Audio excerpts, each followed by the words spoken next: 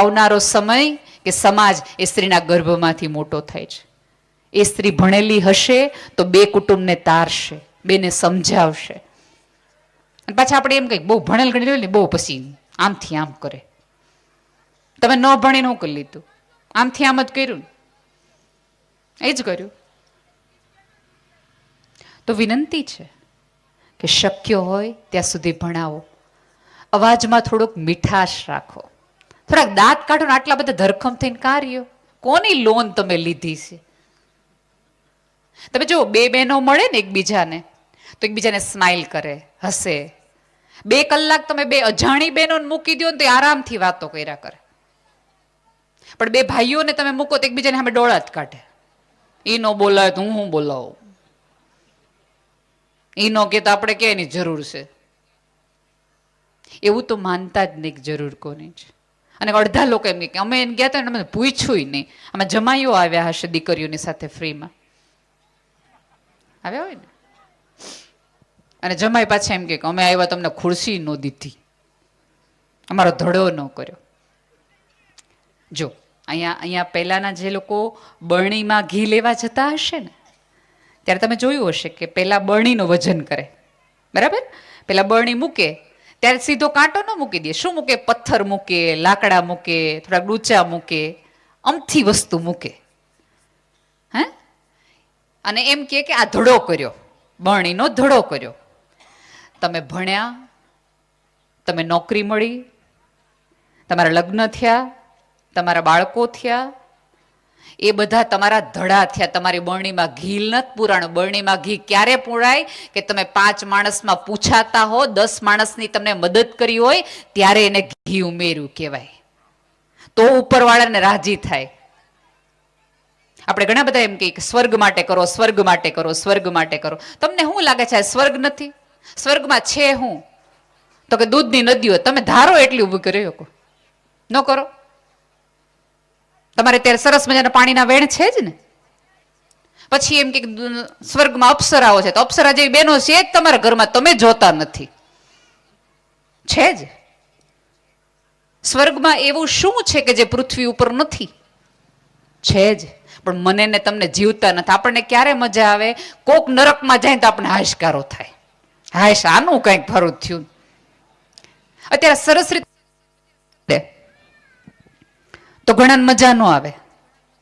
આમાં જો ઘણા જ લોકો એવા છે બધું હારું, પણ દાળમાં મીઠું બહુ ઓછું હતું. રોજ દાળમાં મીઠું ઓછું નાખે, ભજીયા બહુ કાચા રહેતા હતા. આમાં અમુક લોકો એવા જ હશે ફરિયાદ જ કર્યા કરશે. ચા અમાર સુધી તો આવતી જ નહોતી, ને આવતી હતી ને ત્યાં ઠરી જ જતી હતી. તમને તમારા ગામના પ્રસંગે ઠરેલી ચા થઈને ઉભા જાઓ ને કેટલો ગરમ કરવા, તો એ નહીં કરવાનું. સલાહ સૂચન આપવાની, કોકને નડવાનું. અહીંયા કોકની નવી ગાડીમાં લીટો પડે ને તો આપણે એમ થાય કે આ જોયું આઈનું આઈ છે, કાળાના ધોળા કર્યા હોય ને એટલે ગાડી ભટકાય, બાકી આપણી કાર ન ભટકાય. અહીંયા બેઠેલા તમામને વિનંતી છે, ગમે એવી ધર્મની વાતો કરો, ક્યારેય પૈસા માટે અને કમાવા માટે ન રાખતા. મોહ માયાની ગમે એટલી લોકો મોટી મોટી વાતો કરે, ગમે એવા મોટા મોટા સાધુ સંતો એમ તમને એમ કહે કે આ બધી મોહ છે ને માયા છે ને, કાંઈ નહીં. પૈસા હશે ને તો બે વસ્તુ કામ લાગશે, તો આવા ઉત્સવો કરી શકશો. બાકી તમે સ્લીપરમાં સેફટી પિન ફેરવીને ફરતા હું ગામનું તમે સારું કરી લેવાના હતા? હે? નવી પેઢીને સમજાવો કે પૈસા કમાશો, પૈસા બચાવશો તો 2 પૈસે થશો, તો 2 પગમાં પૂજાશો.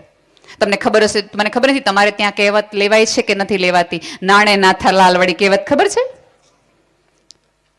તમને ખબર છે કહેવત કેવી રીતે પડી? એક ગામમાં એક નાથીઓ કરીને ભાઈ હતા. કોઈ એને બોલાવે નહીં, કોઈ એને રાખે નહીં, અમથી અમથા એને કંઈ હામે મળે કોઈ એને કંઈ આમ રસ્તો ફેરવી નહીં. એક વખત એની ખેડતા ખેડતા એની જમીનની અંદરથી એક ચરુ નીકળ્યો, અને ચરુની અંદર અસંખ્ય રત્ન મોતી ને બહુ જ બધું પૈસાદાર થઈ ગયા. એ નાથિયા એમાંથી થોડું ઘણું વેચ્યું ને મોટી હવેલી કરી, નોકર ચાકર રાખ્યા ને એટલી વર્ષ સિલ્કની કફની પહેરીને સરસ બજીને હિંચકા ખાય અને આવતા જાતા ગામવાળાને જોયા રાખે. હવે પૈસો આવી ગયો તો એટલે આબરૂ વધી ગઈ, સત્તાવાળા થઈ ગયો એટલે આવતા જતા જે નીકળે ને બધા એમ કે જય માતાજી નાથાભાઈ, જય માતાજી નાથાભાઈ. એટલે નાથાભાઈ શું કે જય માતાજી ના કરે, એમ કે હું કહી દઈશ હો ભાઈ. પાછું કોક નીકળે કે જય શ્રી કૃષ્ણ નાથાભાઈ, જય શ્રી કૃષ્ણ. એટલે નાથાભાઈ એમ કે હું કહી દઈશ હો ભાઈ. પાછું કોક નીકળે જય સ્વામિનારાયણ જય સ્વામિનારાયણ. એટલે નાથાભાઈ એમ કે નાથા કહી દઈશ સ્વામિનારાયણ તમારા પહોંચાડી દઈશ. એટલે એક વખત એક ખૂબ સરસ વૃદ્ધ માણસ એમ કીધું કે અમે તમને જય માતાજી કહીએ તમે જય માતાજી ન કરો, અમે તમને જય શ્રી કૃષ્ણ કહીએ તમે જય શ્રી કૃષ્ણ ન કરો, અમે તમને જય સ્વામિનારાયણ કહીએ તમે જય સ્વામિનારાયણ ન કરો. આ ભગવાને તમને આટલું બધું દીધું છે, તમે ભગવાનનું નામ લેતા હો તો? એ કે મન નથી ખબર કે તમે કોને કયો, તમે બધા ઓલો ચરુ ભાડી ગયા છે, એ પૈસા ને કયો મન થોડા કયો છે. એટલે હું કહું કે એને કહી દે, બાકી મને તો તમે અત્યારે નાથ્યો નાથ્યો જ કહેતા હતા. અહીંયા બેઠેલી જે સ્ત્રીઓને આવો ભાભી બેસો ભાભી તમારી માટે ખુરશી એટલા માટે છે કે અહીંયા બેઠેલા દરેકને ખબર પડી ગઈ કે આના ખીચામાં કંઈક છે. જ્યાં સુધી લક્ષ્મી તમારે ત્યાં છે ત્યાં સુધી બધી મજા છે. એટલે અદ્ભુત કમાજો, પણ એક વસ્તુ શીખવાડજો તમારા સંતાનોને કે સાચા રસ્તે લક્ષ્મી કમાય. એટલું જ તમારે શીખવાડ. પણ એમ ના ન પડતા કે બધી મોહ માયા છે, કાંઈ માયા નથી, આ છે તો બધું માયા મોહ છે. છૂટે નહીં ને તો એ તકલીફ છે. મને તો ઘણી બધી વખત એ અમુક લોકોને આપણે એટલા બધા કંજૂસ જોઈએ ને આપણે એમ થાય કે દરજી હુકામ આના પેન્ટમાં ખીચું બનાવતું હશે, આને કોઈ દી હાથ કાઢવા હોય તો જરૂર પડે ને. એ ખીચું એનામાં રાખે એના કરતા કોઈ ગરીબના છોકરાને થીગડું મારી દે ને તોય કોઈ ટાઢમાંથી રાજી થાય. જરૂર જ ન હોય ઘણા લોકોને. સો વાત કહેવાની આટલી જ છે. ઈશ્વરની સ્થાપના કરી છે જ, મંદિરમાં તો કરી, હૃદયમાં કે દિવસે કરશો, જીભ ઉપર કે દિવસે કરશો. સામેવાળાને આપણે ત્યાં તમને ખબર હશે કે સામેવાળાને કોઈ રીતે તમે પગે લાગો છો ત્યારે વ્યક્તિને પગે નથી લાગતા, એની અંદર રહેલા એ પરમાત્માના અંશને આપણે પગે લાગીએ છીએ. આપણી તકલીફ એ છે કે એ શિવમાં તમે જીવ જોઈ શકો છો, પણ આ બેઠેલા જીવમાં તમે શિવ નથી જોઈ શકતા. છેલ્લી મારી વાત કહી અને મારી વાત પૂર્ણ કરું. ડોંગરેજી મહારાજ એક વખત મુંબઈ કથા કરવા ગયા હતા. અને એવું હોય ને કે તમે કોઈ પણ આવો મોટો સંત આવે કે કોઈ પણ વ્યક્તિ આવે તો આપણે ઘર બતાવીએ કે આ અમારો ઓરડો આવો, ના અમારું ઘર, ને આ મોટી મોટી વાતને. એમ ડોંગરેજી મહારાજને આખું એ શેઠ ઘર બતાવે કે અહીંયા અમે આરસ નખાવ્યો, ના અમે અહીંયા નખાવ્યો, ભગવાનને અમે આરસ નખાવ્યો, ને આ આરસ એવો સરસ છે કે મહારાજ ઠરે ને કે બહુ મજા આવે.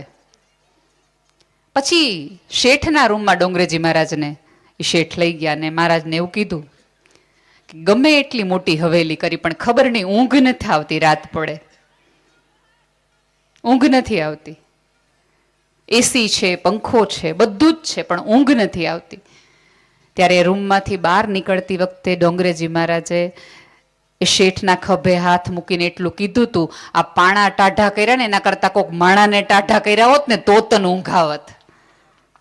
હા, કથા આટલી જ છે કે અહીંયા બેઠેલા કોઈ પણ વ્યક્તિ તૂટેલા હૃદયને તમારા શબ્દોથી જો એકાદ મલમ લાગી જાય, એકાદ લથડિયા લેતી વ્યક્તિને તમારો આધાર મળી જાય, કોઈક માણસને આત્મહત્યાનો વિચાર આવતો હોય ને તમારી આંખમાંથી એમ લાગે કે આ માણસ મને બચાવી શકશે અને તમારા આંગણિયા પૂછીને કોઈક મદદ કરવા આવે ને એમ થાય તો દઈ દેવા જેવું હોય તો દઈ દેજો. અને એક વસ્તુ યાદ રાખજો, જેને તમે કરીશ ને સવાયો થઈને ઓલો કરે જ છે.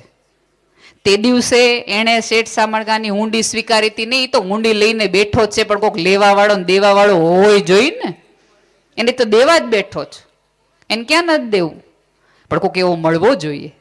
તો બસ કથા એટલી છે.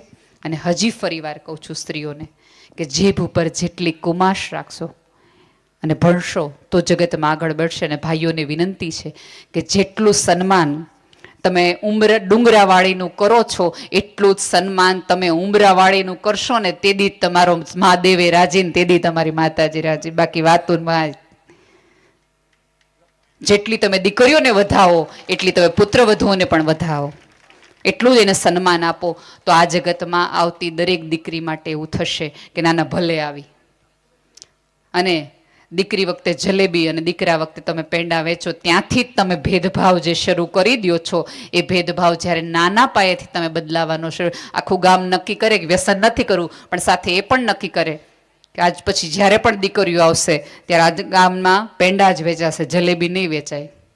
અને કા દીકરા વખતે તમે જલેબી વેચવાનો રિવાજ કરી નાખો. હું ક્યાં કહું છું, બદલાવી નાખો ને બંને પક્ષે, બરાબર ને ભાઈ?